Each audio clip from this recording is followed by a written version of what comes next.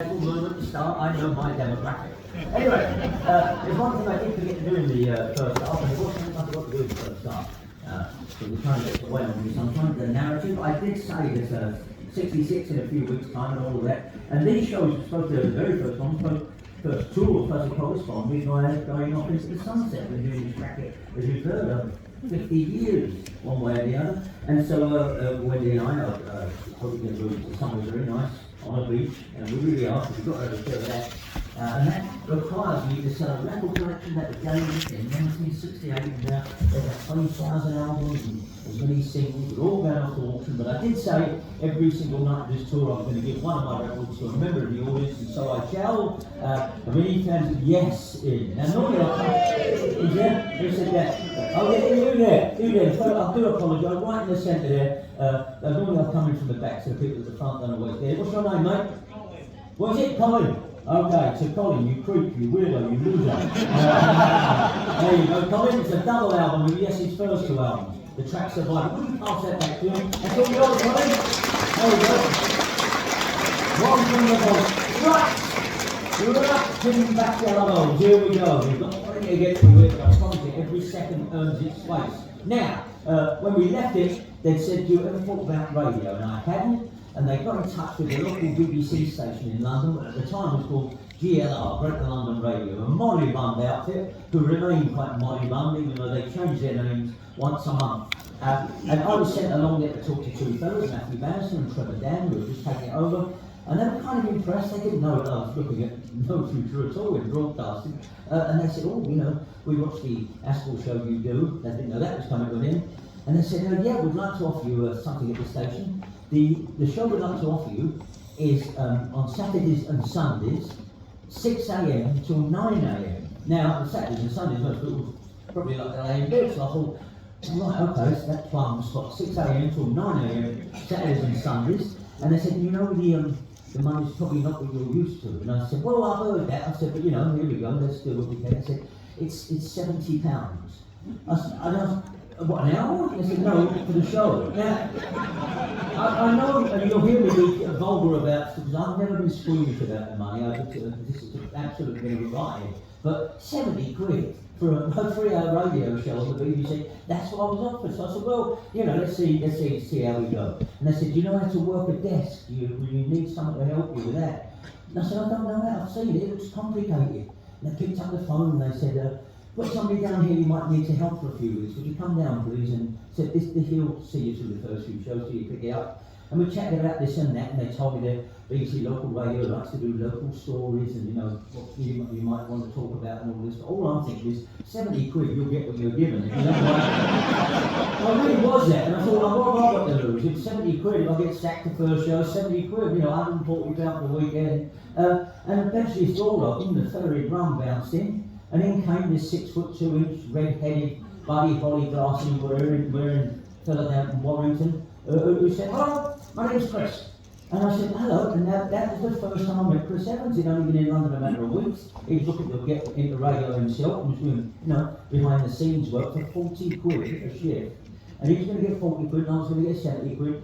And he said, I'll do all the things, you'll pick it up. And we went on the air about 10 days later, at 6 a.m. Now I'd say something in retrospect, you think, oh, probably it was in the back of my mind, you know, 70 quid, I didn't know how radio worked. I'd never listened to the radio, which in some ways helped, because I didn't know what the phone's supposed to be or what you're supposed to do, and they gave me this list of records and subjects I might want to throw out to the audience, and they were all like, over in East London, in Haringey, a new one-way system means that people can't park by the shops. You want to hear from a local resident. Well, I'm not doing that. Okay, not because to say it out of arrogance, I just thought, that I'll just go on and make a show up, rather like these nights started. Because, again, in retrospect, the only thing I had in mind is, don't just appear, work. And I hope these nights kind of prove that. If you bought the programme tonight, there's no adverts in it, I try and write them from beginning to end. Don't just appear, work, and then people will understand it. And I came on the air, and Chris had given us the records we were going to play, and that is my record box from the BBC. And I thought, now I'm just going to play records, I'll make the show up, and I think I know what people like and what I enjoy doing. So I'm going to get up 5 o'clock every weekend. I'm going to do something I enjoy.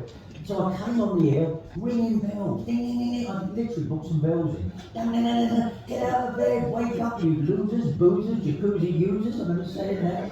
It's all online. It's not all raw and in a cave. And I'm screaming and shouting. I said, new sheriff in town, Roaming Radio, this is how it starts. Get up, show me you're a good audience. The big station in London at the time was Capital Radio. And I said, Capital Radio, the gig's up. I can see straight through you. And I started banging on the desk. Going, Capital, you know what that is? I'm building a gallows. You get hung in the morning, right? I'm doing all this out. And Chrissy going, what are you doing? Honestly, it really was. But we were both laughing, and I thought, it's a minuscule audience. It really was. It was about 15,000, if that, they had listening. And loads of people didn't like it. The Switchboard, people hated it. But equally, I was enjoying myself. I mean, bang the next one up there, I felt I was totally home. I felt, because it was a stopgap, and it was never going to sustain bringing up a family of £740 a weekend. It was literally a stopgap, I thought. And I only did, because I'd never heard radio, so instead of saying over at Harrogate, it was if you think the new one-way system makes it difficult for you to shop at local shops, the first thing I asked an audience for, was, has there ever been a horse in your house? What possible reason could there be to have a horse in your house? I don't believe anyone's ever had a horse in their front room. How could that happen? Because, again, only in retrospect, I realised that that's the fun. The fun is not doing the generic, what's your most embarrassing moment, or saying, as people still do. Well, it's 6 minutes after 6 in the morning, and have you got any plans for the weekend? Give us a call and tell us your plans for the weekend. Don't do that. If you want to hear that, you can go down the laundrette or stand at a bus stop and hear people talking about it. Don't do that on the radio. Work. Don't appear. So I said, the next thing, because I put the onus on the audience, if you're any kind of an audience, I've not done this racket before, but if you're any kind of an audience, you've got to prove it to me. I don't believe there are any tall old people left. If you know someone like 82 and is over 6'3", give us a call. By 9 o'clock, I want a list of 20 tall old people, and next week we'll have them walk through the studio, right? Because that just sounded funny to me. There was a thing they give us about the spate of burglaries that have gone on in Walthamstow or somewhere, but just, they still think it's in their gift to hit us over the head with news all the time. And I think over the BBC there's an actual Latin phrase that translated says, if you're not scared, we're not doing our job. That's all it is. They don't go out, they're suspicious of entertainment, they're suspicious of frivolity, which is all I had. So instead of this burglary thing, I said, has burglars ever insulted your taste? Have you ever been burgled? And I thought, well, why didn't they take that? And I think people get relieved. We've immediately got some men ringing in saying, yeah, I got broken into my car last week. They took everything except my Genesis cassettes. Equally, what will people given half a chance steal? And a woman called in and said, well, funny you should say. See, this is the thing. I promise you, I'm not trying to be a grey shack and I set myself up as a matter. It just happened that way. It's the only show I've got in me. Everything I've ever done is basically that. It's just coming up with specific things that if you get one person calling about it, the rest of the audience lean in. They don't want to know somebody doing the weekend. And I said, what will burglars given half a chance steal? And the woman finally said, well, it's 3 weeks ago, we were there, I live at number 95. And when we came back, somebody had unscrewed the 9 from our gate and stolen it.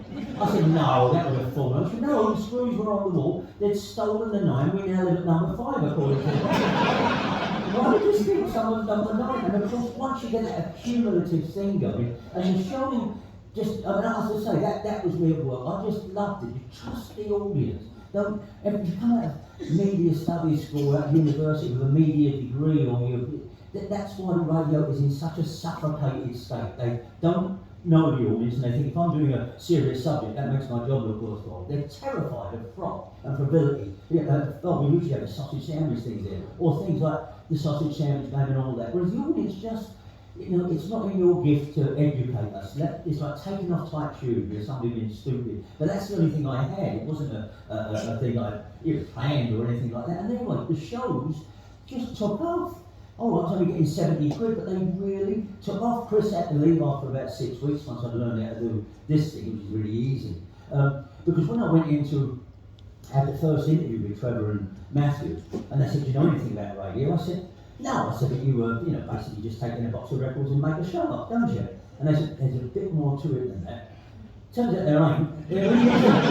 It really isn't. I mean, that's what radio is. That's it. That's what, but if that secret ever gets out, tens of thousands of BBC executives will have to go and find a proper job. But you might as well have people standing in the wings saying, talk about the economy, talk about local issues. No, don't worry, it's you and an audience. And that's all radio is. And my dumb luck, I stumbled into what is now known as my style, but I just thought that's what you did. You kind of just worked in front of the audience and kept 10 plates spinning at the same time. About the next one, it was Joel's. Here's our studio. That was how the studio got to look. They put in a woman called Julia McKenzie. I mainly worked with women producers, and Julia was sent in to rein me in, to make the show more, accessible to, I don't know who, because it was doing really well. Within a month, I'd kind of infected her, and Julia was known for being kind of strict and straight-laced. She's now in charge of Radio 4. But within a month, she started dressing the studio up like this. This was what I'm doing. I didn't even say my name on the air. You won't find a clip of me saying, you're listening to Danny Baker. That A don't matter, and B makes me a bit smashy and nicey. I used to be called the Candy Man, because we used to remind me of song, used to be, who could take the sunrise, sprinkle it with you, the Candy Man can. And Julia, who was sent in there to make the show more serious, suddenly started dressing it up. Well, it's got him at 6 o'clock in the morning, dressing it up like that. And that is a 6-foot effigy of me in boiled sweets, a literal Candy Man. She made it. She got a glue gun and some boiled sweets and made an effigy of me. So it was such fun. And they moved us into a daytime thing, and the ordinary, we found each other, and I trust a lot of people here still do. I still do 2 shows a week at the Treehouse, and we still do exactly the same stupid subjects. That's the only show I've ever had in me. But it just chimed with what an audience wanted then. I mean, it was still going to hit the rocks one way or the other, but that's when television came in. Above the next one, we were Giles, got moved to the afternoons. That was the show there. There's a Bailey and Leonard in the afternoons. And I saw right along the way there, and they were all active. And the great thing about the producers I've had, even right up till Claire on 5 Live doing the sausage sandwich game and all the other hoopla on there, they let me arrive 10 minutes before the show started. Never once did they say, what are we doing today? Because it wouldn't make any difference. I've never been someone who sort of said, oh, give us some help here, or what story should we be covering. Just talk to the audience, exactly like tonight. But for some reason, that's seen as either A, revolutionary, or B, kind of threatening. But we suddenly got ratings, and in the afternoon I was on every day, and that only leads one way in an industry which is absolutely, bow down in front of even meagre success. So once I started getting that, other people wanted to use, oh yeah, Baker, of course, he's Mr. Radio. I don't even need it about 6 months, but oh yeah. But we're here, this all comes unstuck, and people get sick of the sight of it soon. But this is on the way up, and that led to the next one at Wood Giles. They did a new station. They did a brand new station called Radio 5. It wasn't called 5 Live in the first 2 years. It was called Radio 5. And they had absolutely no idea what it was supposed to represent. They got this license to do a new station, but they had no idea what it should be. It was a mishmash, an absolute mishmash of a station. It used to have agricultural shows, political shows. It would do some school lessons. It would do some sport. The European chart shows. It was just, they dumped any kind of content on it. And 2 producers, Izzy and B, heard me on the BBC London shows and asked me to do a quiz show called Sports Ball. That was the first national radio show I got. I went on and did it exactly the same way as I did everything I did, just hoopla and ad-libbing and talking to people. That's all it was. That got to be a hit. And then they asked us to do another one. They said, we're doing a new sports phone-in. After the football results come in on Saturday, it's going to be about all sports, so would you do it? Yeah, of course. As I say, now it's going to be first thought, get him to do it. They didn't have a title for it. They called it In Off the Post, which was a pun then because of no internet. But In Off the Post or Back of the Net.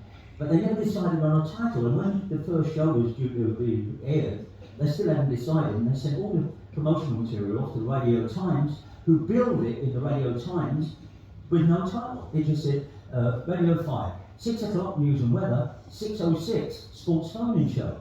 And a lot of you might know that 6:06 became this huge brand. It's still going, but it's been absolutely, hollowed out and now become just an antithesis of what radio actually should be. I mean, I did it 6:06 for about 3 years. It was a massive hit for us, and it was pretty weird as a show as well. Long before what we now see on the internet and all of that, people weren't doing football like that. But when I left it, who did they get in? I think 6 or 7 names who they might want to get in. David Beale and Nick Hancock. Who they get in? Conservative MP, what was his name? Who did it after that? David Mellor. I mean, that's the BBC thinking. We've got this big magic runaway show. David Mellor, you take it over. And immediately it becomes, so should Chelsea be doing more about this? What about Liverpool? Has Klopp had his time? No, don't do that. You know, we built up this incredible runaway brand which led on to these. I tell a lot of people in this room probably couldn't care less about football. That's fine. The very first subject, because they said make it about all sports, and they meant rugby or cricket or tennis or whatever. But the very first thing I asked for on 606, just like the BBC London show, just to be mischievous and get the audience to be in on a private joke, the very first sport we covered, I was very cross, because one of the great backbones of British sport in life is disappearing. We've got to get behind it. And I asked for calls to anyone who lives near a giant chess set. You know those ones outside of country houses? I was like, oh, this is it. You know, they're slowly by being taken over. We're going to have a giant chess set. That's the country. No worth in this. But that's what football supporters are like when they leave a ground. They really don't sit around saying, well, I think next week we can do a different formation. We can do 2 wide players. And I think, well, only on radio and television do people talk like that. When you get journalists talking to journalists or ex-pro talking to ex-pro, and they reduce an audience to eavesdropping on this terribly mundane conversation. You get them talking about giant chess. As I say, you only get 2 people ringing. We have one pretty near John O'Groats and one pretty near Land's End, and every week they do one move on the giant chess set. Right, I'm taking the giant bishop and I'm moving it forward and doing one a week. And I can imagine the people like, what is this? But the football absolutely started to overwhelm me. And anyone who's not particularly into football in the room, I knew that at the time. So if you make it about football, it's going to just get the same old turnover. Don't make it about football, make it about radio. And that is the key to all of this. Make it about radio. Doesn't even coincidentally be about football, but you get everyone in if you do that. So, for instance, there was a story which still rumbles on, like caning and everything else. It still rumbles on. It's in itself a legitimate story. Sunday football teams, pub teams, and who play over the heath and everything else, the referees get a lot of abuse and they get physically attacked sometimes. We know that, but that's over there. But football supporters would not necessarily talk about that. So I just said, this big story at the time was that. And I said, here's the thing, let's do Sunday League referees. And just before people could go, oh, not again, I said, if you're a Sunday League referee and you forgot your whistle, how did you improvise? What did you do? And you could go, okay, and you had about 6 or 7 subjects going. Eventually the fellow rings in. He said, it's funny you should say that. He said, 6 weeks ago. He said, I've been doing this years. First time I've ever forgot my whistle. He said, just before kick-off, I was knocking on doors around the heath saying, have you got a whistle I could use? And nobody did. He said, it was getting too late, so I had to use the best thing that was offered to me. He said, a woman gave me a rubber duck from her bathroom. And he ran after the play. Is that a football story or is that a radio story? You referee with a squeaky duck? He said, yeah, absolutely. Another fellow rang and said, oh, luxury rubber duck. He said, here in a pub near us, I refereed a game with a tin tray and a spoon. I said, 4 referees here. He said, yeah, 4 referees here. On that, and it was in that, people really saying, this is my favourite way of any email or phone calls, always been when someone starts off, this is not quite what you're talking about, or I know this is at the subject. That's great, you can do it, whatever it is, that's great. Walk the show. And this fellow rang in, he said, I'm a retired chaplain. He said, I'm 71 now. He said, I was a chaplain in Hong Kong for 15 years. He said, under my jurisdiction, in my diocese, he said, I had the local prison. He said, it was a big prison. He said, and I was the chaplain for the prison. And I was eventually asked if I would referee their football matches. They had a proper full-size pitch within the prison grounds. And I said, they had football teams. They had a lot of football teams, and I would be the referee for whoever was the big game of that weekend on their pitch.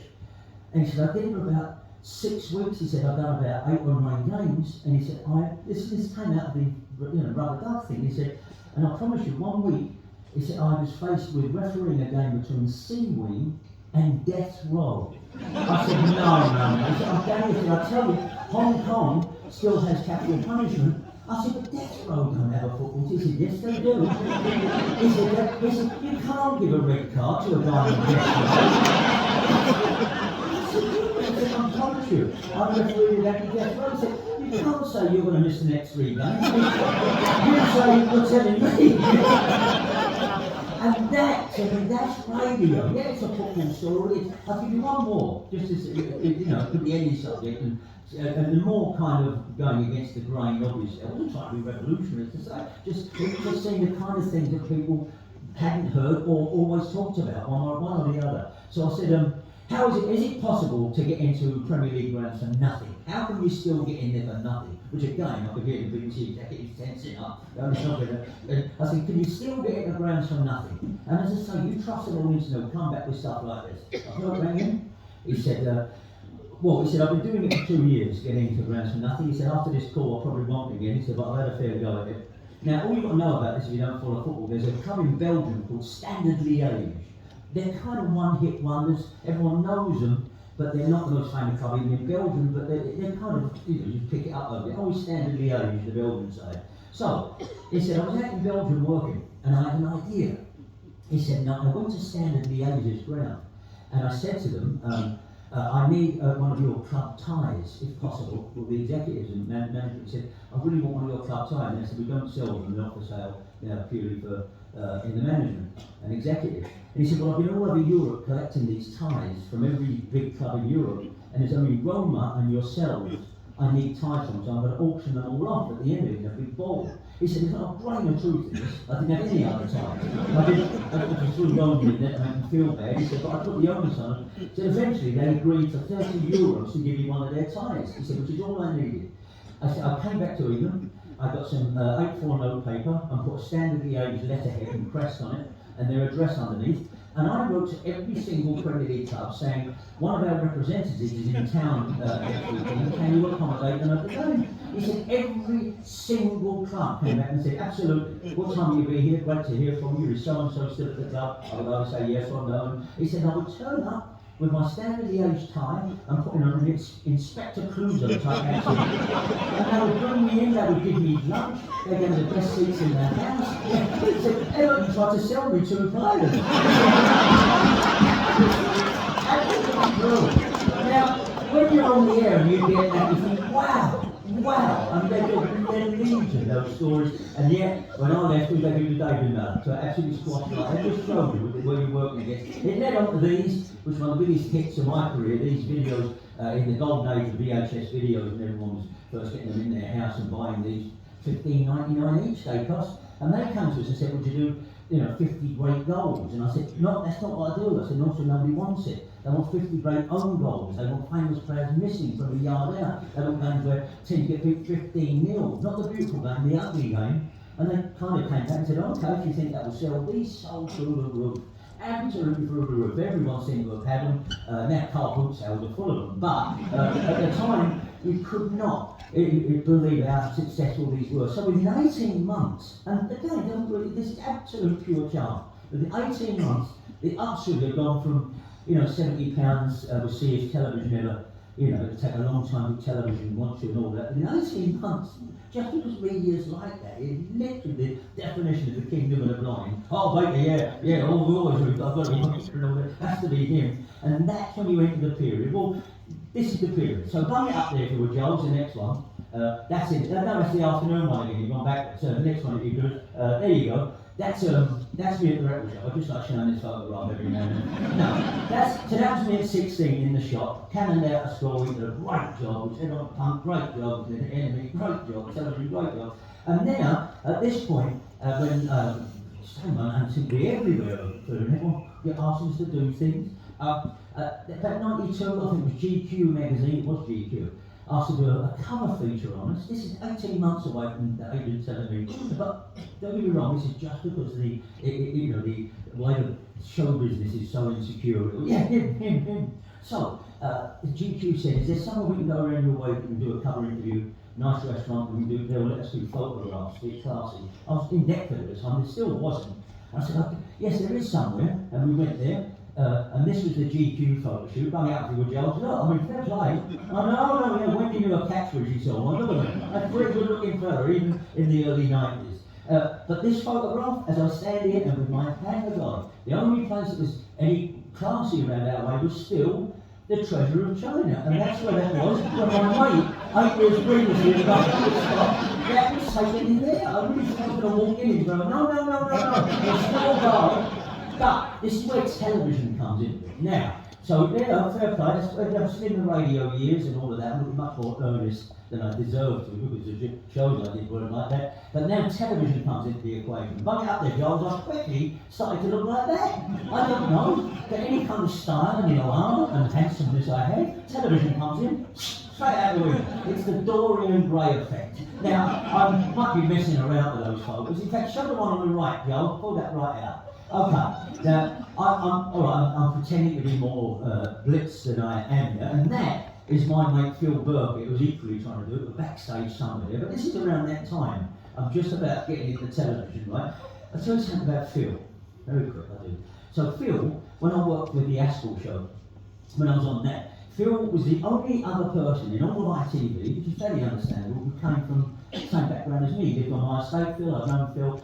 He worked in the post room. I was in front of the camera, but Phil worked in the post room, as my mate's word. Very, very big job at the time, because ITV had surprise, and You've Been Framed and Beatles about. Everything was mailed into the building, so him and 10 other people worked down in the old mail room, but we'd see each other at lunchtime afterwards, we'd go to eat. And anyway, but Phil was my great mate during, and he eventually got one of the most responsible jobs in all British television. Everyone knows my canon, my Irv. In France, they dedicate a park to Phil for what he did after that. Without him, one of the great juggernauts of British broadcasting simply would not have been possible, because he saw an internal advert when he was in the post room that said ITV requires scene shifters and propsmen to work behind the scenes and all that, and he got it.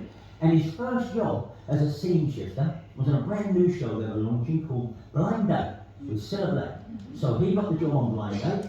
And Blind Date, if you remember, Cilla would stand here, a woman would sit on a high stool here, and she'd interview her, and then there'd be a wall, and behind it, 3 men sitting on high stools, prospective blind date, and Cilla would ask them questions, and their silly answers would let the woman decide who she wanted to go on a blind date with. That's how it was. And eventually she'd say, well, you've heard them all, which one do you want, Chuck, and all of this, and they'd say, oh, I don't know, you all should get number 1, number 3, number 2, Cilla, you've chosen number 2, let's see it is. The wall would come back, and there would be number 2, and then interview, and they'd go on their blind date. Now, that wall, it didn't come back by magic. It didn't come back because of a computer algorithm. It came back because behind the scenes, that wall on Blind Date had a big loop of rope around his shoulder, and he was standing there until he heard Cilla say, that's Cilla, you've chosen them, and he would go,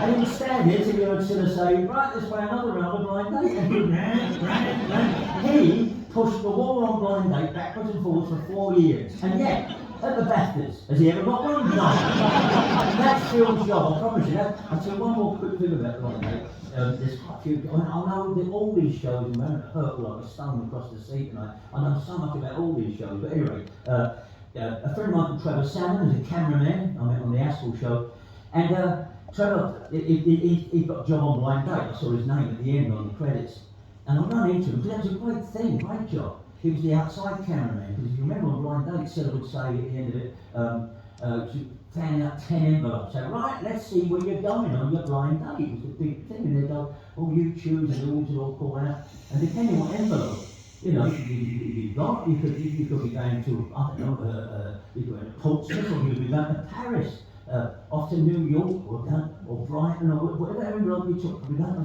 Vegas, wherever. And they all sort of shouting out, and I saw Trevor's name again.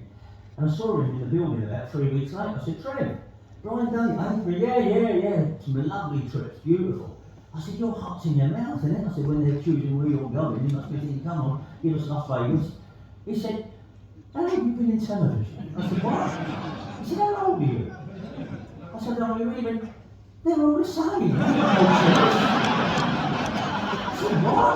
Yeah, they all say Paris, or they all say Midland, if you like. You've got no choice where you're going. I said, and he said, what do you think? I sit at home and go, oh, I've got to get a hotel room there. I sort of decide that months in advance. I had no idea how naive I was about telling. Of course, I didn't know how to book flights, see if they were all on the same flight. Anyway, there's your Blind Date. As I say, my star, such as it is, and as much as you can ever put by these things, Here's the thing, I still lived at Devon's Road. We'd actually moved into a house in Deptford, but I was still going backwards and forwards, because it's that kind of contrast, as we'll find out, that can only ever give you any perspective, and I believe any real joy in it. Now, this next one, if you would, Joel, this is the first network show I did. I was asked to do another show called Keynotes up in Scotland, because this was made in Scotland, and that didn't suit me at all. It's hundreds of different rounds, not rounds, but kind of the rules in it, and it didn't allow me to do any of this, or I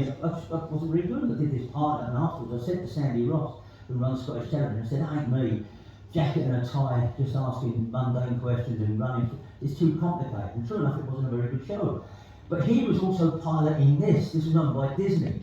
And he said, you could do me a favour, because he'd got a host for this and done a pilot in front of the Americans, because say Disney owned this. And he said, it had been a disaster. He said, he just clammed up, and the show was sluggish, and he seemed to forget the rounds, his jokes was all over the place.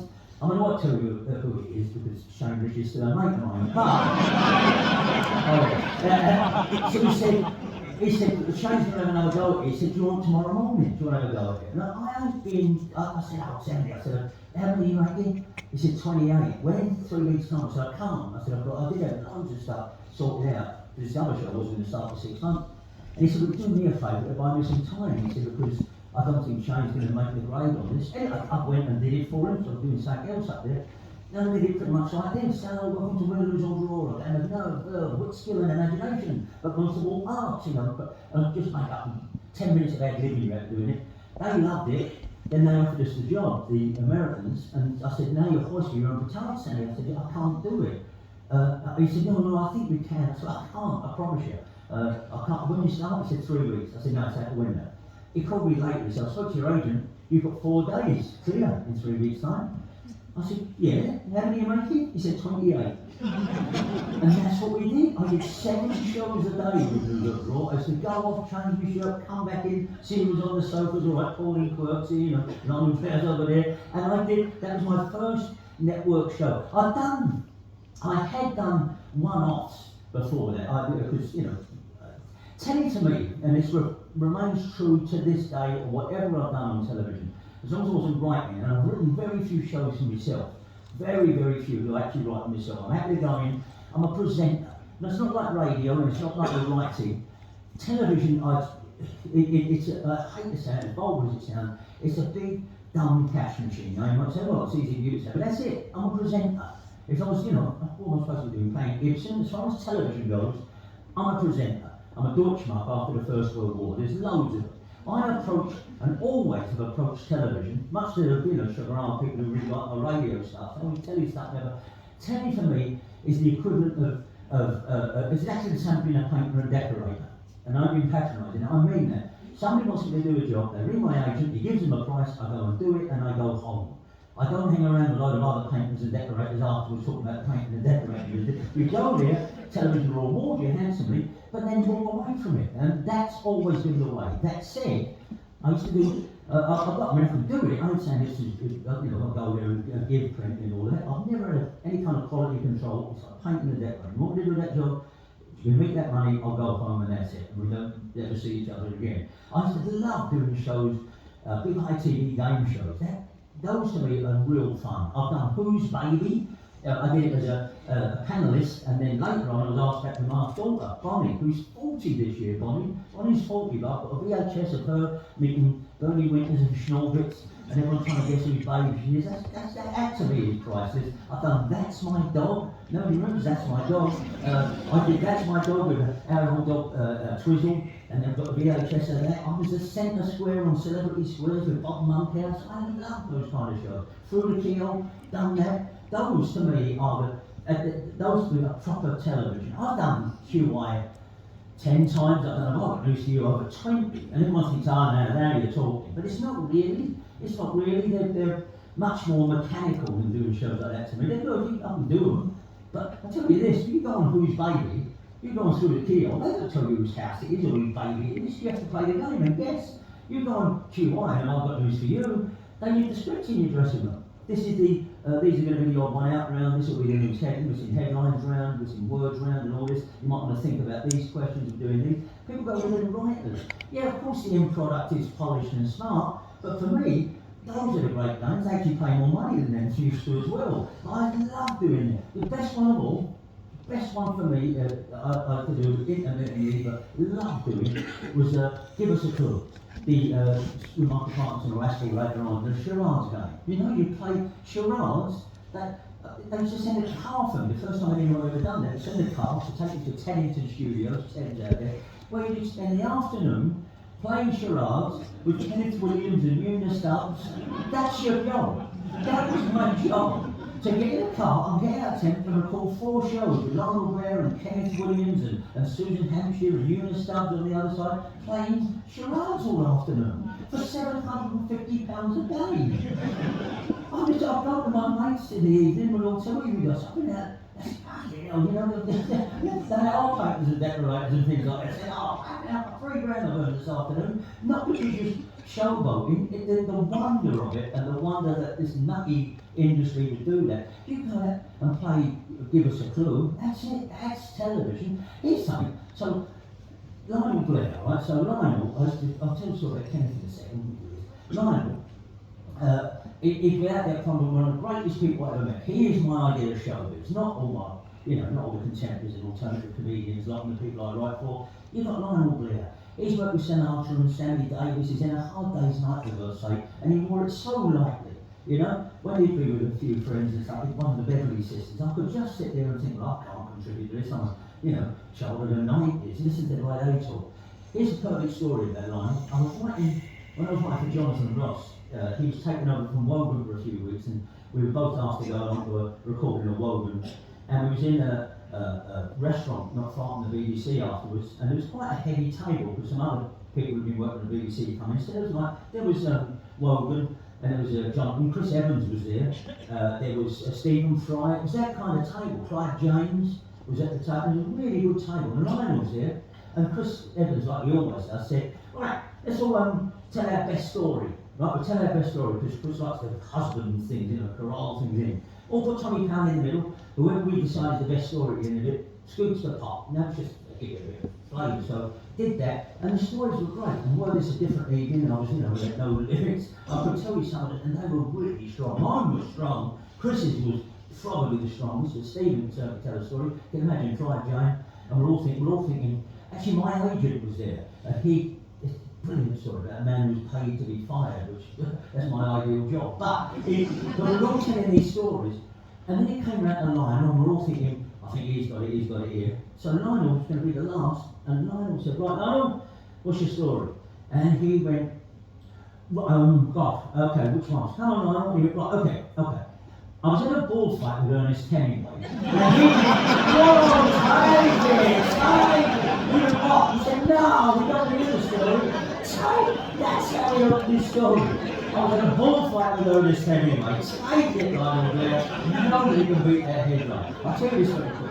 I love doing it, and they used to give me quite hard ones after a while, because I got quite good at it. So they give me, Give Us a Clue, this is. They give me the unbearable lightness of being. Right, now you've got 2 minutes to get across to your team what's on the card. Unbearable lightness of being. Shit, okay. Starting now. Ding, okay, film, all that. Quite hard to do. The Occidental Tourist, I remember, really hard. But I'll do it. Now, Kenneth Williams, as you're probably aware, did not suffer fools gladly. I used to tell stories about I used to get on fantastically with him. It's in the books. Usually, but we used to get on really well with him. And he particularly liked me because I'll play games to win, even that, as he did. He just was absolutely ferocious, wanted to win. Did loads of game shows, but Give Us a Clue, he would sit there when he got one, sit there and preen like this, he'd love to win. Anyway, we did one, and there was Lionel and Kenneth here and me, and Keith Chegwin was here. Now Keith had not done it before, and he was given Carry On Country. Now that's, Kenneth Williams is sitting here, by the way. He was given Carry On Country, his first ever one. Now, the way our dear old Cheggers was, I can't, talking about him in the past tense, it's so odd, but the way he would do that Cheggers character, where he was kind of daffy, a bit loony and not quite getting it. So they gave him Carry On Camping, You've got 2 minutes to get across to your team, something like bing, and you go, oh, God, it's a good one. Right, okay. Oh, that's what I'm done. I thought I'd be great at this. What do you do? And Kenneth Williams' face was like this. Tell us what it is. You haven't told us what it is. All right, I can do a film. I can't remember that. It looks so easy. And the audience were all laughing and clapping. So, let me start. What's the good? And it doing what Cheddars does, and then run out of time. He didn't get it. Got a huge round of applause. And he comes and sat down. Sorry, I'm useless. Oh, God. And he sat down. Right, he goes across the Eunice team now. You've got 30 seconds to get what he couldn't. Milking, ding. Lights went down. They all started shouting and hollering. Cheddars in the chair like this. And Kenneth Williams went, "You're a fucking disgrace." and Cheddars went, "What? I know what you're talking about. I'm just trying to get a few laughs. You went, not on my time. You can't play it properly. You just want the money. I'll give it to you and you can piss off." Well, poor old Keith, if you ever see that, if you ever see that one, for the first 5 minutes, he's shouting all the rest, for the last 20 minutes, it's like someone's hitting with that. No, he don't want to talk, he wants to get out there, he's hiding behind the horn. But anyway, these were the shows I absolutely loved doing, and now I own one, even though it's so hectic doing 7 a day and all of that. And to be absolutely honest, I became flavour of the month. You'll remember that period, I was just on everything. Mainly as I say, because I work to live, I don't live to work. Television was pure gravy. Vulgar as that sounds, I didn't have a whole team of people working for us. I could still write scripts and do all of that, but actually fronting things up, as I say, I was a hired hand. You want me to do something, the agent will say, well, of course you will, you do your good job, just like any job, but this is what it's going to cost if you're having a kitchen cooking. That's exactly the same as being a television presenter. As long as you don't think, that's what I am, my public adore me. You just realise you're a functioning just face, and it won't last very long. Which leads us here, of course. I'm out there with Joel's. There you go, of course. Oh, of course. Yeah, this is I've done loads of adverts. This is what I'm best remembered for. And if I got run over by a steamroller tonight, it'll say Dad's Man Squash. That'll be good. But that's fine. I was never in this game to like people. I'm not needy, as I say, I come from my man's background and my family's background. You go home a lot. Of course it's absurd doing these adverts, but equally, if you've ever seen Mad Men, you know that the advertising industry is venal and it's voracious and it's avaricious. Of course it is.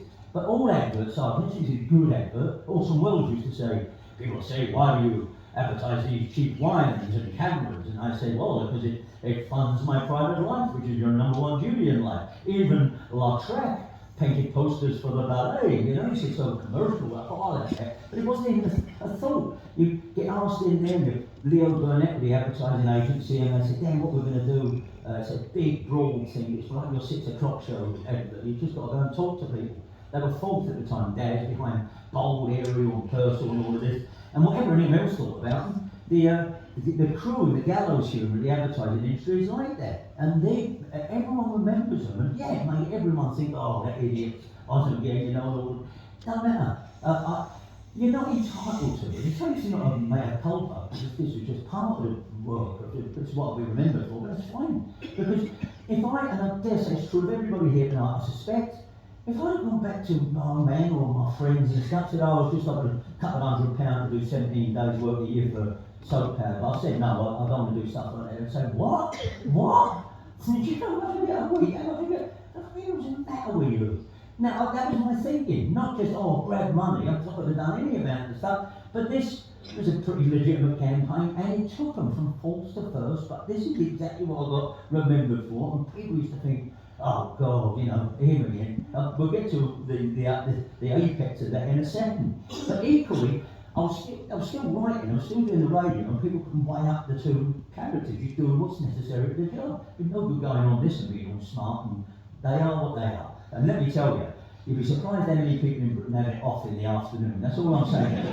These were real. We used to do 20 a day, and at least 4 times in the afternoon you'd ring and you ring and you ring and you go, uh-oh. And you look, there's about 60 people in that crew, and they go, uh-oh. And as you try to sneak away, you hear someone come down the stairs, and a flushed-faced woman would look out from the door, yes? So can we come in and see your no pain on the done it again? I don't know who they're having it off with, but there's a lot of happiness out there in the household of Britain around 2 in the afternoon, and that's one lesson I learned from it. Anyway, so I'm doing the Daz adverts, and that led on to when I was doing the writing. I was writing a lot for Angus Deaton during this period. I said he's right all the time, Angus.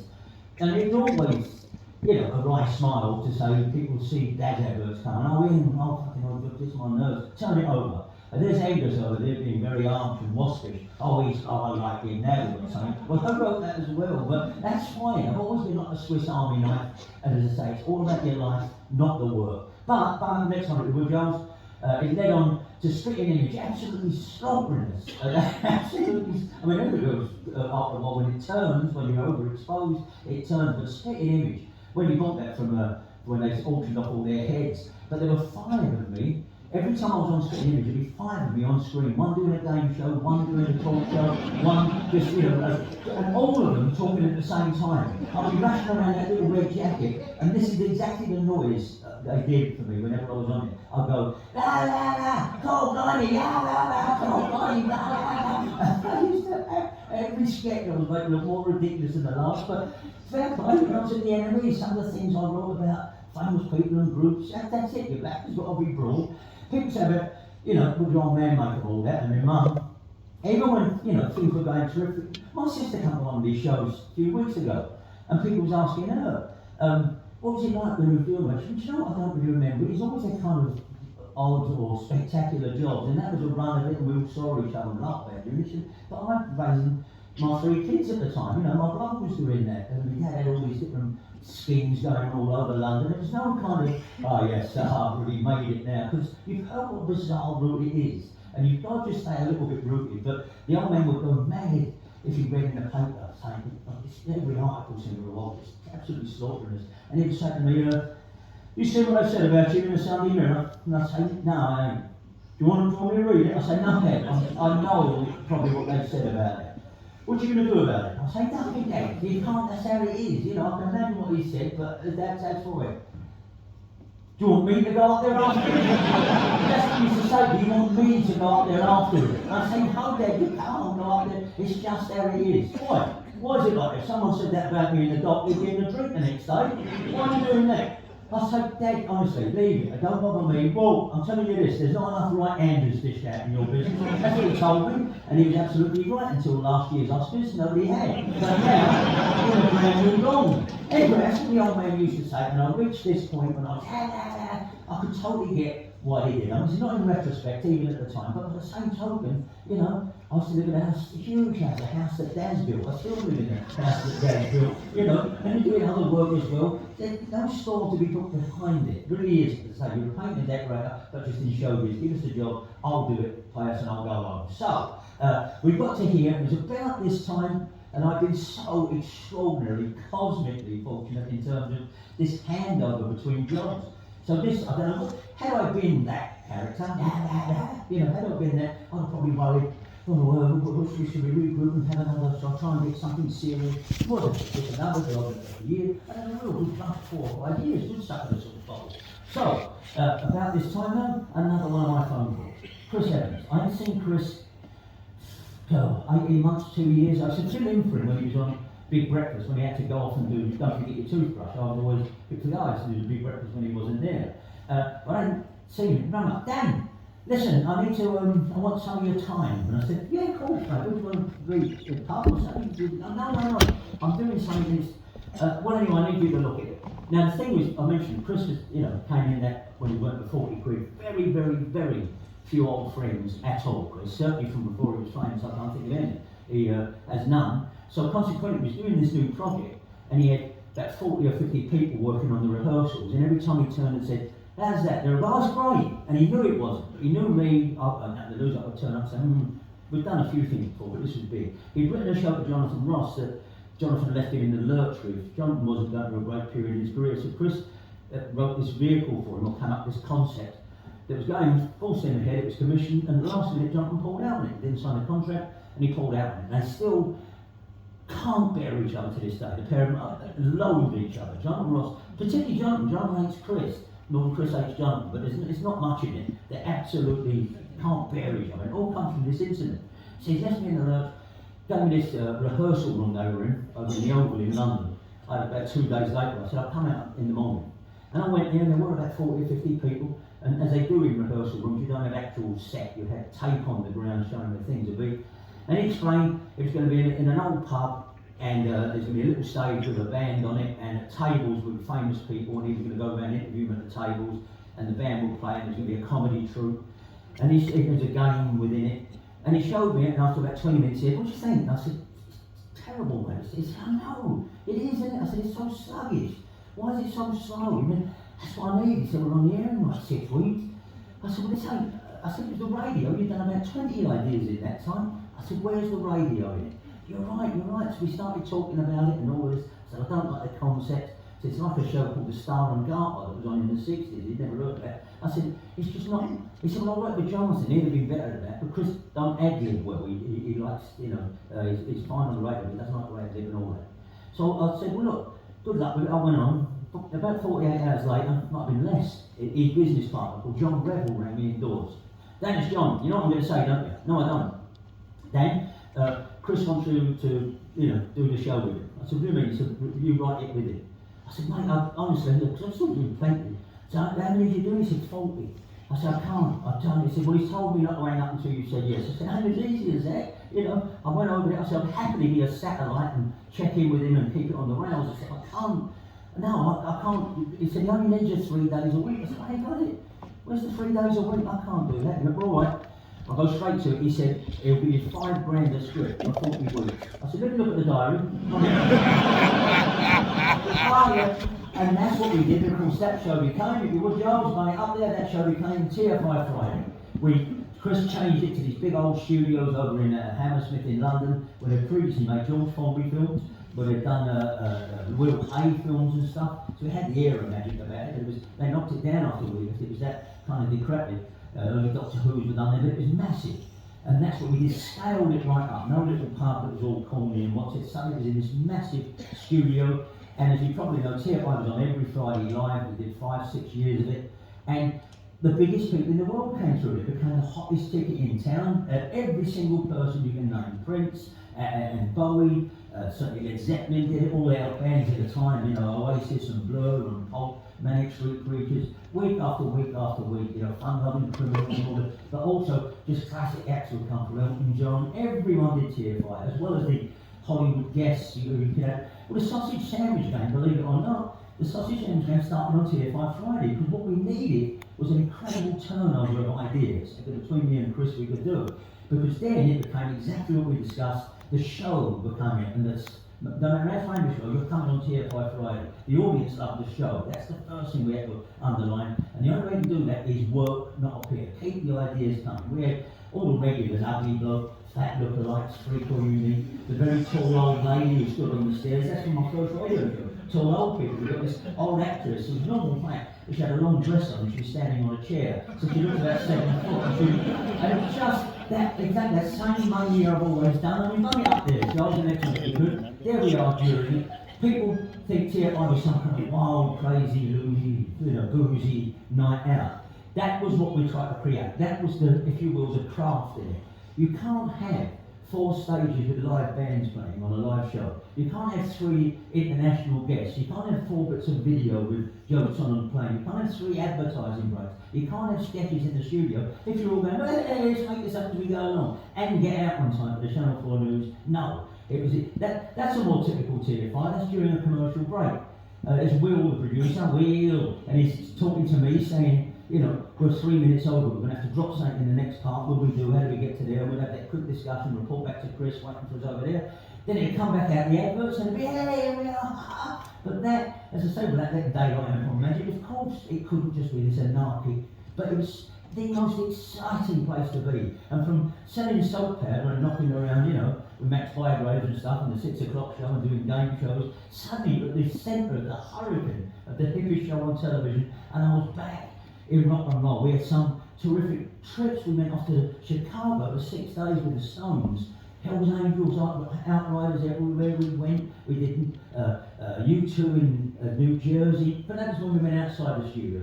That was the thing. And every guest, as I say, come through, and all this stuff you ever hear about, especially Hollywood stars, all, you know, mustn't look at them, they want the dressing room painted. TFI didn't do that, didn't have the, you know, wouldn't do that. We was just a pretty run down old theatre, big theatre. And that's not true anyway. The people who work around them sometimes demand that. If you meet someone like Mariah Carey and say, sorry, there's no budgie guards in your dressing room, they go, what? You requested green and blue budgie guards, and we don't do that. And I didn't, and then it's to scribble around him and try and make himself important. We had a couple of run-ins with people. One, I'll tell you very quickly, the group called the Foo Fighters come in. They were big in the 90s for a while. They came out of Nirvana after Kurt Cobain killed himself. And they were on, big booking, the Foo Fighters were on, and they came up with this plan they were going to hijack the show. How about this? So they were going to hijack the show. They were going to do their song, because we were live, and stop it after a minute and deliver this tirade of filth straight into the camera. That's what they were going to do, and everyone, like the Sex Pistols, next day we're talking about them. And that's what they did. They got a minute into their song, they stopped, and Dave Grohl, who was in the band from around, and they all got on a microphone, they looked into the cameras, and they said, fuck you, UK, motherfuckers, we're the Foo Fighters, the album's called this, and they started screaming and shouting for about 20 seconds, and they jumped off the stage and ran out to this canteen area that used to be beyond it. And me, Will and Chris were in the bar, and we said, what have they done? Why have they done that? And it took a minute with a penny to drop, and I went, they don't know this is the dress rehearsal and not the show. That's the truth. And Chris said, no, and I said, why have they done that? So we went out to see them, and there they were out in by the canteen, all like this. And yeah, sorry man, but fuck you, everyone knows us man, we go home tomorrow, and I said, you know that wasn't going out, don't you? Huh? I said, you know that's the dress rehearsal, there's no audience in. You know that wasn't going out. I said, that was the rehearsal. I said, you just, for some reason, exploded the rehearsal, it wasn't going out anyway. And his face kind of comprehended this. Went, hey man, we're just yanking your chain, we're not going to do that on the actual show. I said, so right, because you're down the fucking road, see ya? And we followed them there and then, and they were absolutely thunderstruck. The only other person I did that to different reasons was Bjork. She was a right nuisance, but that's a story for another time. So TFI, it just, from doing, as I say, what makes them send soap out. Suddenly you're on the hippie show in television, which I know is a bizarre way that this career has gone, but anyway, next time with Will Giles, there's me and Chris. We used to meet on the Tuesday, and they'll probably outline some, because the thing with the Sausage Sandwich game, for instance, we meet on the Tuesday, I'd write it on the Wednesday, we'll do any filming we needed to do and tighten up the script on the Thursday, do it live on the Friday. But Steve, Chris is running moves like this, and he gets very bored very quickly. We did the Sausage Sandwich game on it, only for 4 weeks. I said Michael Caine, that's where it came from. Michael Caine was the very first Sausage Sandwich game, and I wrote in the script. Chris opens a drawer, takes out a sausage sandwich and says to Michael Caine, what everyone wants to know is red sauce, brown sauce, and no sauce at all. That was the very first one. But we did it for 3 or 4 weeks, we guess, and then Chris was like, right, let's get rid of that, let's keep moving. And I thought, okay, it might be able to keep coming up with stuff. We replaced it with a pretty good thing, exactly the same idea though. I noticed a little girl in our family, who was only 6 months old, and I come up with this thing called baby left, baby right, because I noticed when she used to sit up near my sisters, she would only get her sit up for a little bit before she'd go, and sometimes she'd fall that way, and sometimes she'd fall that way. So we got cameras around, we put all cushions around, and we filmed her all morning, falling left or right. And then, we'd have Madonna in, and Chris said, right, Madonna, look at the screen, there's our baby, hooray! Drum roll, brrr. Is it going to be baby left? Or baby right, and she would go this way, and the other way, whoa, and eventually she'd fall either left or right. Now, such a slight idea, but exactly the same as the radio I've always done. Sometimes that's all people want. They want to knock you over the head with, comedy you rightly smile at. It's just funny to see that. So there's the last photo of Willie Giles. This is the last photo of me and Chris. That's about 18 months ago. We just don't see each other no more. And we were as close as this. I didn't go on the first holiday ever went on in 7 years when he was with Billy, and we went up to America, but just like blokes don't, I think women stay in touch more than men, but we don't. And look, Chris is a white-haired old granddad these days, I'm as fat as a house, but man, the cliche though is we are like brothers. We've known each other that long, and we, especially when we sit there and talk about TFI and radio and stuff, and I wish you know, we both got each other's numbers, we never ring each other up and just presume you're going to run into each other again one day. But TFI was absolutely just a powerhouse, absolute tornado of a show. Now, we've only got a couple more to do. Next one, Wood Giles. This is probably the best show I've done in various ways, in all senses of that. That is Cradle to Grave, the books and the TV series based on these evenings and the books and everything else. And that was an absolute labour of love. People said, what was it like seeing your family played by actors in your old bedroom? Without being blasé, you know, me and Jeff wrote it with 2 years in the writing. We've done all the auditions for all the cast. We've done every part of it. So by the time you're on the set, you've been 2 years in the making, and you know you've just got to make it look as good as it can. When my mates and my sister came up to see it, and they were like, wow, it's your bedroom. But so without being blasé, it was just doing the work of a 5 months film. And it done the next one with Wood Giles. Here's the cast, of course. Frankie Wilson playing my brother Mickey, and that the hand grenade on the chest is in there. Lucy Speed, who played my mum, she's one of the best actresses we've got, Lucy. I mean, she's just sensational. Alice Sykes playing her sister Sharon. Laurie Kinniston, who's now a big old West End star. They kept sending on all these tough nut skinhead types to play me when we were doing the auditions. Oh, blimey, it's no getting here, I'll have a few pints later on. Thinking, that ain't what I was like. I'm nothing like that. You know, they kept sending them. And then he walked in, he's a 19-year-old gay guy with his shirt tied in a knot here up his chest, Welsh, walked in, he's never heard of me, and his agent has sent me a note, and he read it, and there's something about him, and when he went out, I said, that's him. They went, you're mad, he's nothing like you. I said, that's what I was like. I said, he didn't toughen up a bit. I said, but that's what I was like. I said, I wasn't my mates were all nuts and all that. I weren't. And Laurie now is a big old, he was working in a steakhouse then, but now he's a huge old West End star and all that. He played my dad, he's an actor, no, I know you're sick of hearing me say that. I've known Pete a very, very long time. This wasn't by some distance the first time we got to see each other. He's such a huge radio fan. Number one thing is radio. He loves radio, Peter. And when I was on Virgin Radio in the early 90s, he, first time I met him, and he just said, you know, he said, oh, I did used to love your radio shows and stuff. I said, oh, I know, Praise from Caesar. I said, I didn't know you heard them. He said, no. He said, you read out all my emails. I said, what, you still sending emails? He went, yeah, I still. I said, you're not Peter from Chorley? He said, yeah. He's got this laugh, Peter, and he goes, I said, you're joking, and he was such a regular correspondent. He used to absolutely love radio. We've done the next one, we would go. This is long before Cradle to Grave. When he was like editing in London or some stuff to do with Felix Nights, he would just come by our studio and just say shush, don't say anything, and he'd just read emails out, unannounced, and people listening thinking, is that Peter Craig? And we've known each other, we actually love each other's company. My life's been ruined for the last 4 or 5 months with people I've not heard of for like 15 years ringing me up. Hello, Dad. Still got the same number in, so I've got a landline and mobile. Yeah, it's Graham. You know, hello, Graham. Oh, here we go. Graham, yeah, so we're still going down the wall. Yeah, I thought I'd play catch up. Listen, got a favour. Oh, yeah. Could you get me Peter Kay tickets? No, I can't get you Peter Kay tickets. I'm on tour though at the moment. Oh, I'll ring you back about that. But that's how it's been. And the thing with Peter, he is forensic. You wouldn't like this stuff, but he's forensic. And I'll tell you this, and I don't want to tread on when he told you, it's absolutely true. Whenever you see him at Peter's, whether it's, you know, any of his shows, or certainly Max and Paddy, or Carl Share, or any of them, he is, you've never heard any, I've not got that work ethic. He doesn't, he likes to attend every edit meeting, edit himself, do everything. You see a Peter Kay show, whatever they are, his name will be first, but his name is also 6 or 7 of those other things underneath. Art director, executive producer, director, all of them will be Peter, story consultant, story. But you have other names there, because he doesn't want to make it look like, which is, here's the thing, as I say, I don't want to try to need hosts. It's the same as Chris Evans. They know, and they like to take control of people. So I've heard that. I've heard he's a bit of a control freak. Is that true? No, he just can do those. Yeah, I know, but he's a megalomaniac. He likes to do everything. Now they say that because he's Peter from Chorley, and Chris is Chris from Warrington. 2 working class blokes who happen to be able to do that, and they can do it.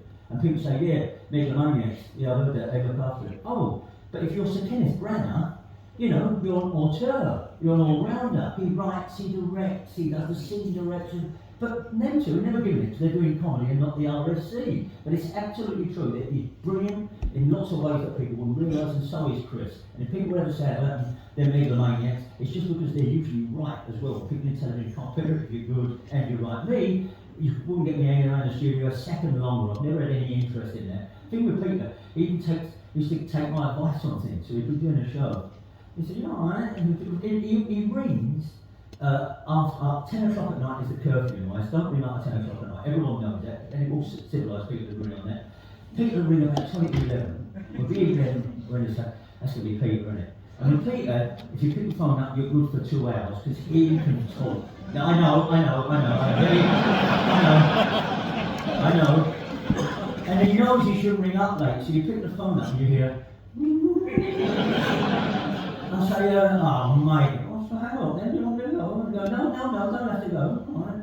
And about, no, you're already up 20 to 11, I'm going to be at 1 o'clock. Anyway, and he'll say, I want to send you this bit of set, what do you think of this? You know, but he is forensic. But as soon as he signed up, because he loved the audio books, he didn't read the books, he got the audio. As soon as he signed up with me dad, the budget went through the roof, and we were doing 8 of them, and it could not have been a happier set. Done the next one at Wood Joel's. That's the very first night of rehearsal. He's just turned up, he's got the script in his hand, and we're rehearsing the first scene we're doing the next day. I said, I'll hang on late with you and do the other characters. And if you think back to the beginning of tonight, the scene we're doing there, it's in the first episode, I there am playing boss-eyed Bill Pitts over the end. In that scene, I'm walking behind him going, Spud, come back, I just want to say, fuck off, go to bed, don't wait. It's in the first programme, and there we are rehearsing it. Next one, Wood Joel's, we've got to do this. We have to do this. So, my old man, as you can probably imagine, my old man filled our house with love, laughter, and anything he could carry home from the London docks. In fact, forget the love and laughter, he brought home everything from the docks. Our house was always full of stuff, we did it before. You know, tea chest full of curry powder, shoes, stockings, jeans, anything that comes from Scotch, brandy would be in our house.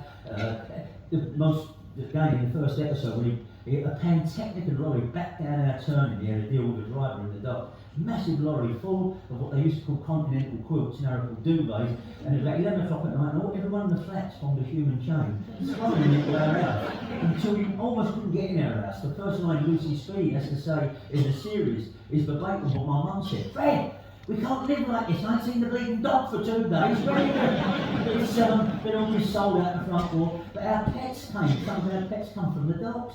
If you thought, you know, we'd like it, we used to get LPs as well, but if you thought we'd like it, you'd bring it on. And in the 60s, especially tortoises would be unloaded in big nets and taken all the pet shops around Britain. And he came home, wasn't very fast, my man. And he came home one night, me and my brother and my sister were watching the telly, and he's on his way to the bathroom, and he just came in, and he just went, "Hey, tortoise."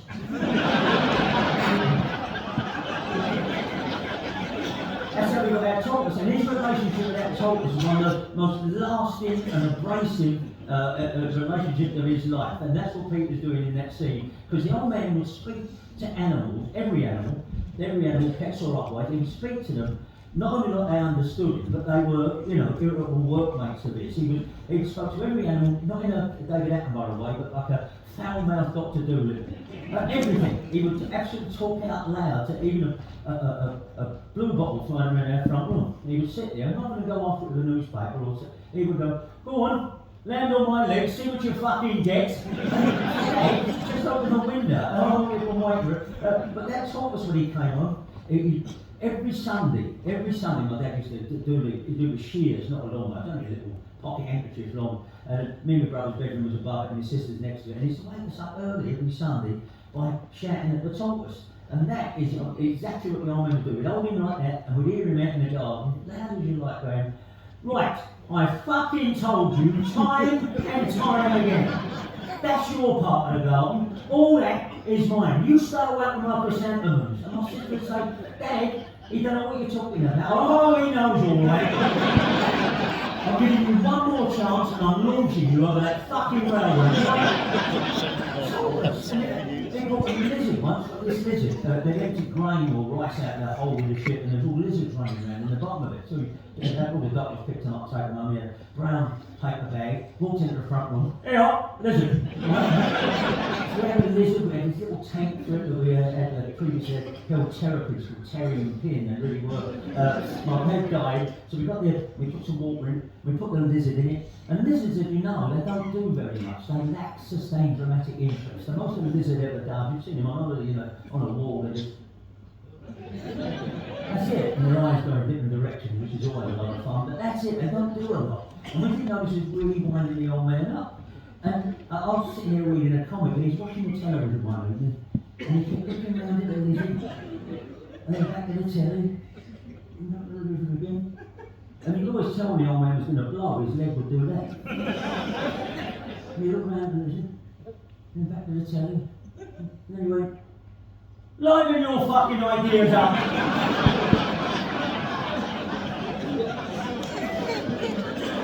And it's fine, I'm an old runner. I run. And I said, well, Dad's trying to talk us to liven his ideas up. I think he's going to get rid of it. And I'm fine, aren't I? But that's how he used to talk to every living thing. But the next one up in Woodyard. We'll have to keep skipping on now, we'll never get done. That's called Glenn Tilbert and Chris Difford, the Squeeze, who did all the music for the series. Originally it's going to be called Going to Sea in the Sea, it sounds the first book.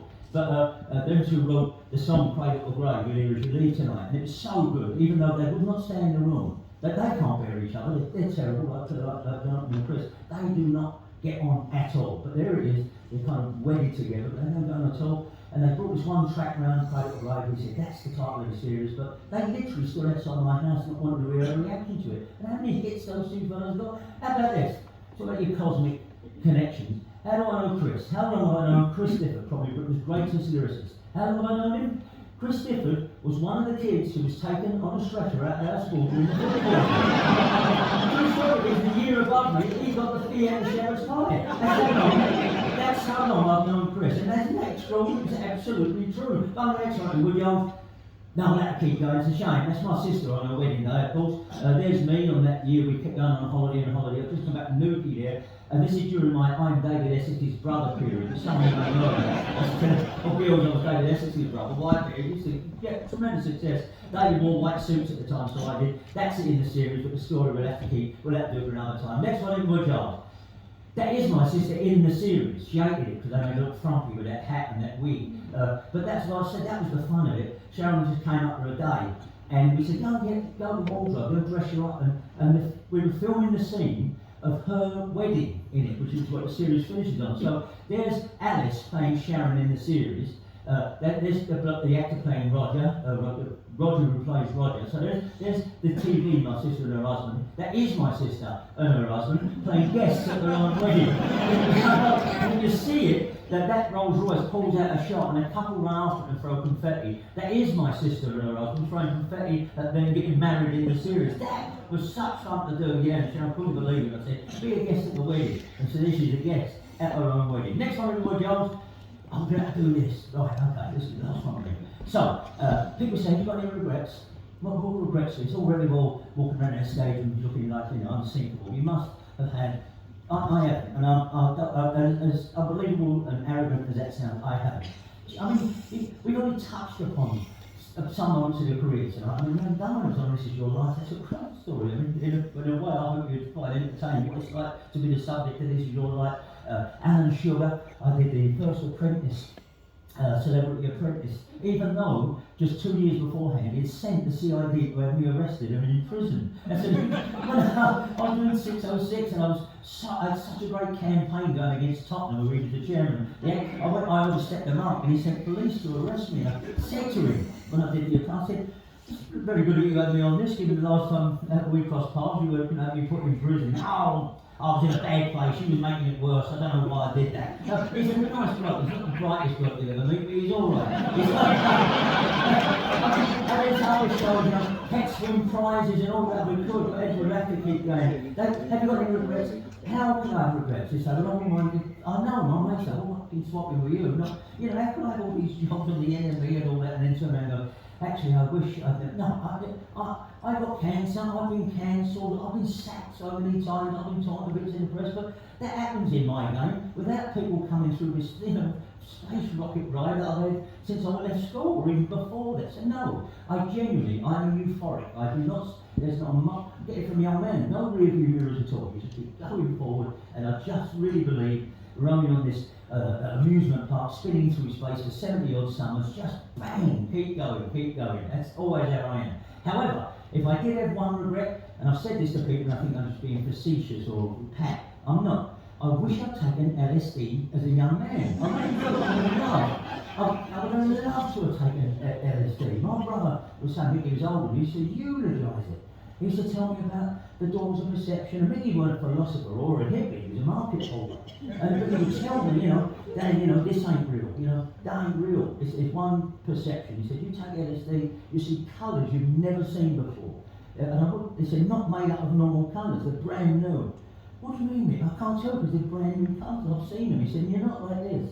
He said, it's an absolute, everything is different. The air can be moved, it can make sounds, and he used to tell me all this stuff. And one of the stories he told us, Mickey used to be a DJ in the Old Kent Road. It was a tough part of London, and he used to be a DJ playing all kind of heavy rock down there. And he came out one night down the Old Kent Road, and he was tripping. He said, but Stanley, you can hold it here because you're where you are. But he said, nothing spectacular happened. He said, I went in a cab to go home, and the phone box, as I got towards it, shrank to a foot high. He said, it's so unbelievably real. He said, it's not like, everything else is normal. A phone box now was a foot high. He said, that's what you see people on LSD doing. I'm going, he said, to the outside world, I'm looking at a phone box going, but he said, it's a foot high. He said, I went up to it and I opened it and I got inside it. He said, now I'm little in this phone box. He said, it's the other thing you see people on LSD do. You're going, he said, I know I'm in this little phone box and everything else is normal. He said, eventually all the street lights melted down. And none of them went out, that's why we're all still alive. Anyway, he told us that story, so we put it in the series, and there's frankly, that's about the shrink. We did it on a back street in Manchester. When we saw it in the record, it looked perfect to stand in the Old Kent Road. But when we went back there, it was a notorious red light district. We had no idea that it was a red light district. There was about 8 to 10 girls standing on that street. And they came over to us and said, what's this? And the lorries were coming around, and the lights and stuff. And we said, well, we're filming it. And we no, we worked it. We had to give them £100 each.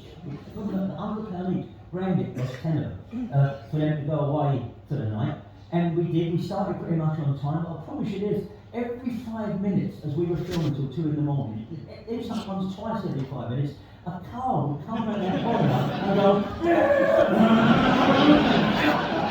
they were bumping into each other, going up on the pavement. The dirty bastards would come around the corners with all the lights and the cameras and we all was a red light district. Right, last one from Friday Rocking Girls, if you could. That was the party afterwards. They bought me this white suit to go with the Essex team. There's my mate Jeff, who I wrote with, he lives in America now. Jeff was a 17-year-old student, brought in his CV from the Hayes Gazette. He was a cub reporter, wanted to get in television as a researcher. I met him on the Michael Aspel show 11 years ago. I mean, he's Oscar nominated, he's done Philomena and Stan and Ollie and on.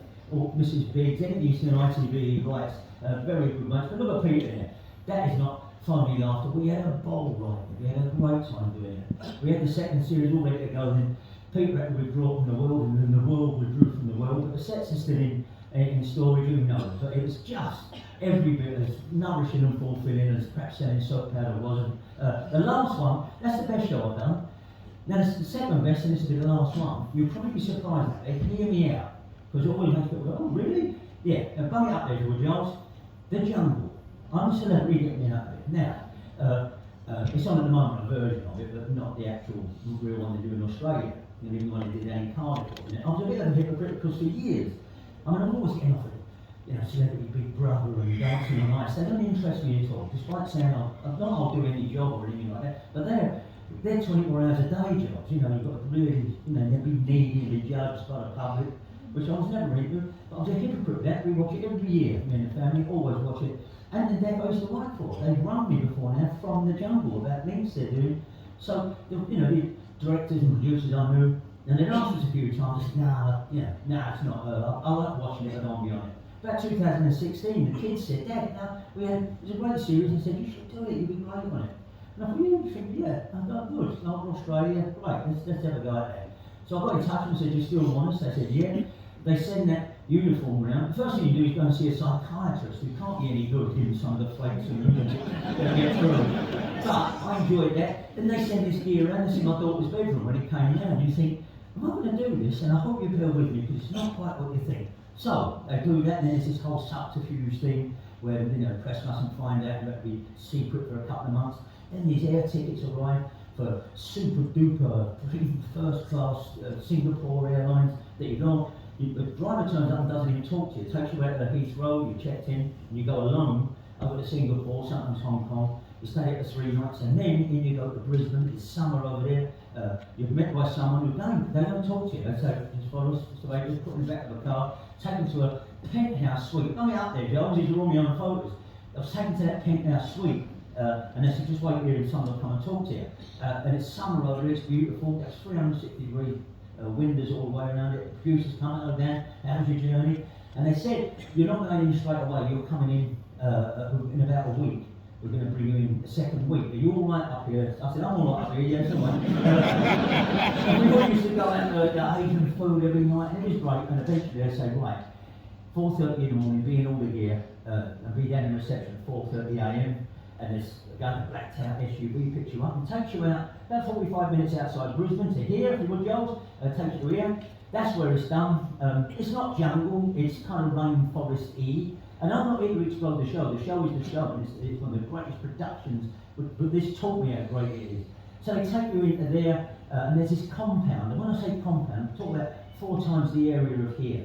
And there's every kind of, so there's Pantechnicons full of stuff, there's makeup, there's wardrobe, there's cables everywhere, generators, there's about 100 people walking around doing jobs, and there's people like old Pat Brennan who kick their hamster, electricians everywhere. And you get out of the SUV and you're met by one of the producers, Dan, come over here, we're running a bit late, I'll tell you what we've got in mind for this morning, and you're there and you drink coffee with them, and then they say, right, the show's underway. If you walk down that path, you'll come to one of them rope bridges, which you only ever see one person on. It's the only dangerous thing. You only have one person on those bridges.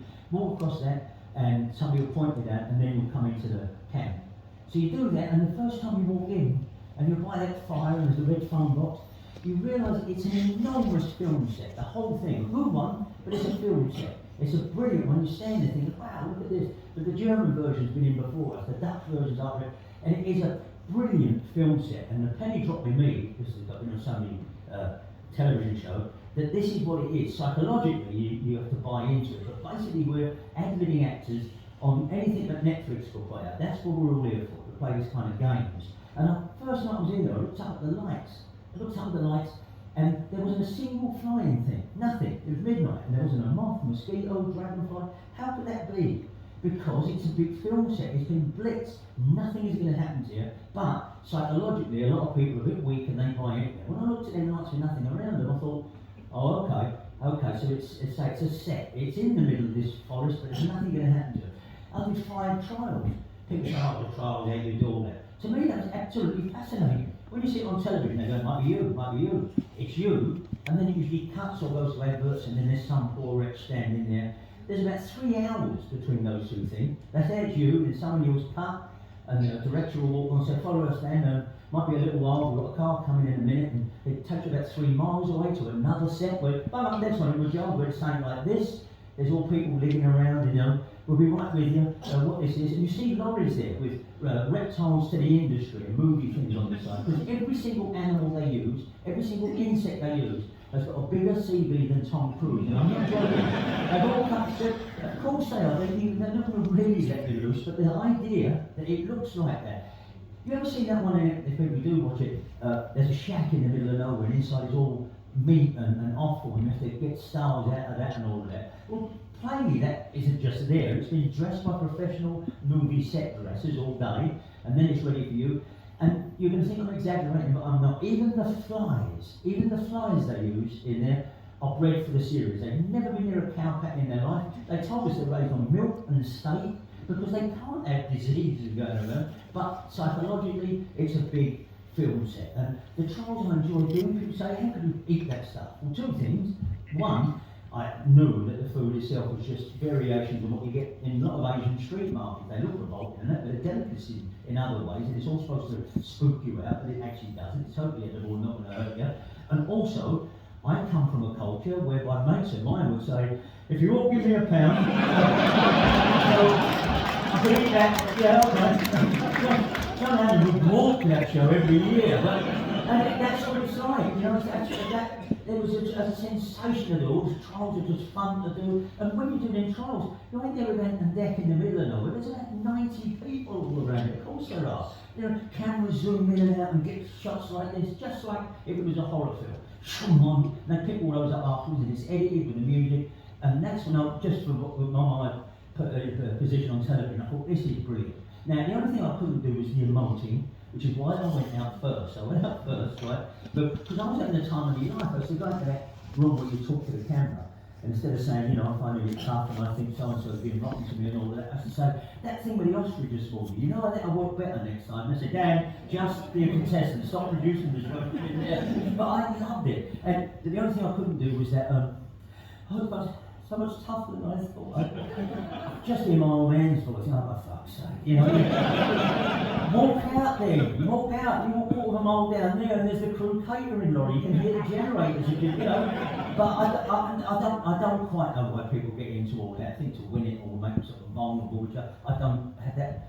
When you get this letter from home, people notice it, you get this letter from home, you're supposed to cry your eyes out to it. And I promise you this is true, it might sound, but it's absolutely true. We'll probably read it out first. It was actually cut from the series, but I knew you got a letter from home, and me and Wendy always hated that part of the show. And so before I went, I dictated my letter from home to her. And so it came to me, you're supposed to, you know, no, you're being so great. We're watching you every night and we're so proud of you. Even Poopsie comes into the room and licks the screen when you're all Poopsie, I'm going to give you such hugs, whatever. Fuck's sake. And my letter from home came in, I said, oh, it's Wendy's right, it's from my wife, Wendy, and I kind of let in, and I opened it up, and I got it out, and I knew what he was saying. I said, here's Wendy. He says, Dan, we are watching it, but here's the thing, we can't find the back door keys. What did you do with it? The producer said, oh, come on, play the game, but I didn't. You get turfed out first, you go out first, and you don't get a penny more for staying in and winning it than you do when you go out first. Your money stays the same. Now, I know it's probably not the spirit of the show, but when you go out first or win it, you don't get any more money. And when I went out, they said, Dan, you know you've got to hang around for 18 days now till the series ends, because we do the coming out party where everyone's reunited. I said, okay. I said, so you've got to go back to the hotel and, you know, it's okay, but you just be here for 18 days. I said, I can do that, so I went back. Here's my first day out. It's my first day out at the Wood Jones. Here it is, that's my first Listen, that was my first day out. I thought, I'm going to do this. Every lobster you pick up, every bottle of Chablis, ITV say, we'll get that, oh, we'll get that. And it was just sensational. And I said I wasn't going to be squeamish, and I won't. I said about my mates, you'll give me a pound, blah, blah, blah. How much would John and Reg have eaten or done if we'd have given him £175,000? Because that's what they gave me to go on holiday in America, in Australia for 4 weeks and live like that, and people still say, why did you do the jungle? Shut up!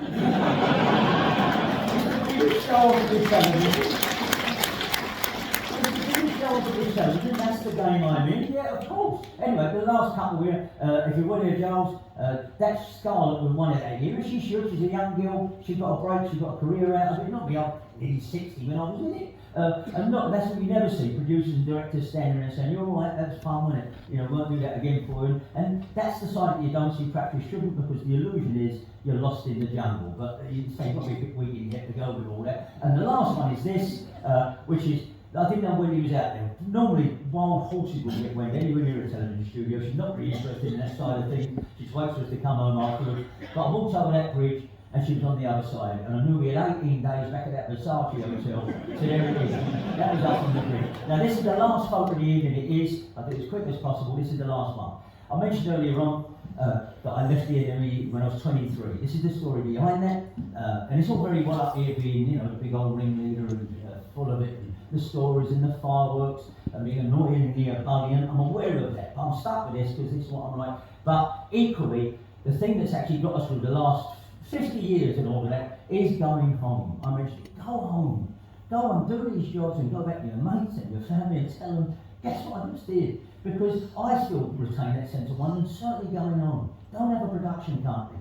Don't have a press relations officer. Don't have a manager. You don't need it in telly. They'll ring you up and offer you extraordinary amounts of money for playing games with Kenneth Williams. If you're any good, they'll ask you back. Just like anything. Just go with a ride. You know, writing's different, radio's different, this is different. Not telly, but this folk, when it was at the NME, 9 months before I was there, and the first time we all went out for drinks, when I was still a receptionist, I said, yeah, so I went out for drinks afterwards, and two girls walked into this pub, and I said, who's that? And I said, that's Wendy. That's Wendy, she works over the advertising. She was working in a different building to us, NME Advertising was miles away, we was in Carnaby Street. I said, oh yeah, I went I was winning. So I got talking to her, turns out she's from a big council estate in Romford in Essex. And we went out on and off for the next 18 months. I say that on and off, and she'd always say, well, I never knew where I was still with you. She's always disappearing, you know. I go when Brunch got the pictures and we'd been leaving Van Morrison in Vienna. You know, I said, well, that was the job I was doing. But the longest we went out in that period was 5 months, 5 straight months. And we saw each other virtually every night, and as she'll tell you. And then we disappeared again. You went off to America. You didn't even call us when you come back. Now, I don't remember being as cavalier as that, or certainly that happened to anyone else, but that's what happened. Now, the thing with the NME, you didn't have to go in every day, you didn't have to go in every month if you didn't want. You could write from home and they'd take away the bike would come and take the copy away with you. So anyway, we've done this period, five months, and I didn't see Wendy again for ages. When I went in one Monday, the NME used to be a long corridor, writer's room out there, editor's office over there, little kitchen here, and I hadn't been in for a while. I hadn't seen Wendy for about 4 months after we broke up. But what I didn't know about Wendy is she had a childhood sweetheart. She'd been going out with him since she was 9. She'd been 9 years since she was 15, and they were engaged. But when we went out that 5 months, she chucked him over. She threw in a lot with me. I didn't know this. I wasn't entitled to it. I didn't know. Anyway, we hadn't seen each other for a while, after this 5 months, and I went in on a Monday, and a friend of mine called Max Bell came out of the kitchen. And I was walking towards him, oh, you're gracing us with your presence, are you? I said, yeah. I said, you'll spend a few days with you, bums and all of that. And he said, hey, where were you Saturday? I said, what? He said, you was the only one who wasn't there. I said, what? He said, Saturday. You was the only one who wasn't. I said, what Saturday? He said, Wendy's wedding. I said, hey, Wendy got married on Saturday, he was the only one who wasn't there. And I felt like somebody had got this and gone, bang. I said, hey, was that Saturday? Was that Saturday? I've got the dates mixed up. I said, was that Saturday? I said, yeah. And I walked into this kitchen, I looked at myself in the mirror and then I thought, no. Christ, dear God. And anyway, that's what happened. Now, about 3 months later, the secretary left and everyone who went to work there, so she got the job. So now we're in the same office. And I'll go in a lot more, but I see her in the corridor and say, couldn't wait for me tonight. She goes, no, an old lady waiting for you. And another day I see her and say, still happy now, Elijah? Yes, thanks. But I just thought, anyway, the NME, one of the best jobs there, apart from touring the world with rock bands and getting all your records for nothing and going to concerts and hanging around with Bruce Springsteen and that, one of the best jobs was reviewing records. It was the biggest selling music paper in the world. What we said about stuff mattered, you know, for sales and that. And there was a windowless cork-lined room in the middle of the NME, soundproof. And you go in there and play records as loud as you want when you was reviewing, and what you wrote mattered, of course. And the best part of that was doing the singles, when the 45s would turn up, that week's new releases, and you're sitting there with a pile of them, and your job was just to write what you thought about, make jokes, be writing about more, say this is brilliant, and it would matter. And I was in there once doing this, he said, oh, I've always about 6 months, I ordered Wendy's this, I'm sitting there typing, and the door opens to this little windowless room, and Wendy walked in. One of her duties would be if a record company wanted to get an urgent release in that week's paper, to send it round on the mic, secretary would pick it up and bring it into whoever was reviewing it if it was in time. She said, oh Dan, you doing the singles? I said, yes mate, I am. She went, these have just come from EMI. I said, thanks a lot. At that moment, the record playing I was reviewing was Elvis Costello's Good Year for the Roses. That was it. She said, this is Elvis Costello. She loved Elvis Costello. I said, yeah. It's country music. I said, you know Elvis country, it's brilliant. Oh, it sounds marvellous. I said, it is for the time I played it. And she stood listening to it, and I'm sitting on this chair at the keyboard and typing. I'm not typing anymore. And Wendy's here, and the song's playing. And there's 2 lines in that song that say, after 3 long years of marriage, this is the first time that you haven't made the bed. I guess the reason we're not talking, there's so little left to say that's not been said. And it came out of speakers, and she went, Oh, blimey. So done without hearing that. I said, hey? She said, oh, it's a page out of my diary currently, yeah? I've never heard that phrase before. And I said, is it? What do you mean? She said, oh, it's just, yeah. And I looked down at the key and I thought, what's that mean? And I thought, don't walk out. I'm sitting there, I can smell her perfume. And I thought, okay, alright. And the record finished and she still hadn't gone. And like records used to, it hit the label. Doom, doom, doom, the needles. And she still hadn't gone. I gave it about 10 seconds and I stood up and I put my arms around her. And I said, what are we going to do, Ben? She said, hey? I said, what are we going to do? And she said, oh, Ben, what do you mean? And I said, don't go. I said, what should we do? She said, I don't know what you mean. I said, you did what you just said. What's an old... Shouldn't have said nothing. I said, but you did.